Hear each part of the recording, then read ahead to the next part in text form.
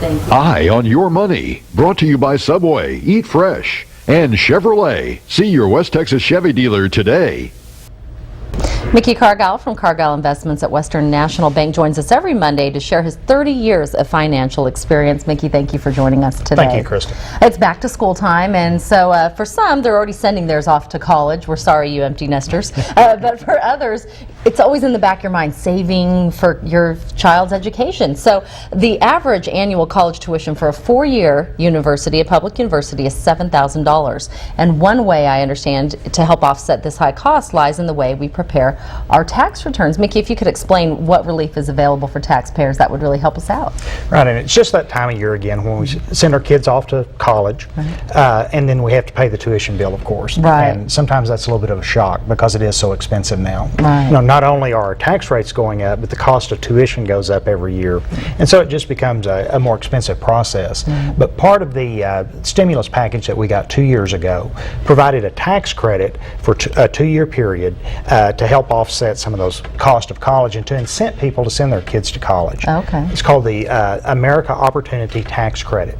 Now the credit is now for 2010 only. It was for 2009 and 2010. Okay. Of course, that's unless extended, like all of our other tax laws.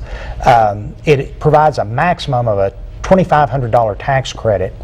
The credit is 100% on the first $2,000 you spend and 25% on the next $2,000. Now again, this is for parents that are paying for their kids' college tuition. Right. And it is phased out if you make more than $80,000 as a single taxpayer or $160,000 as a joint taxpayer. Okay, so if you make that much, then you cannot file for this. Right. Okay. It's for people that are considered the middle income to low income taxpayers. Right. Now remind us again of the difference between a tax deduction and a tax credit. It can be confusing. Right, and tax credits are much more valuable. A tax credit actually reduces the amount of tax that you owe. So it's a dollar for dollar offset against your taxes. A tax deduction actually reduces your taxable income. Okay. So at most, a $2,000 tax deduction would reduce your taxes by $700. A $2,000 tax credit actually puts $2,000 in your pocket.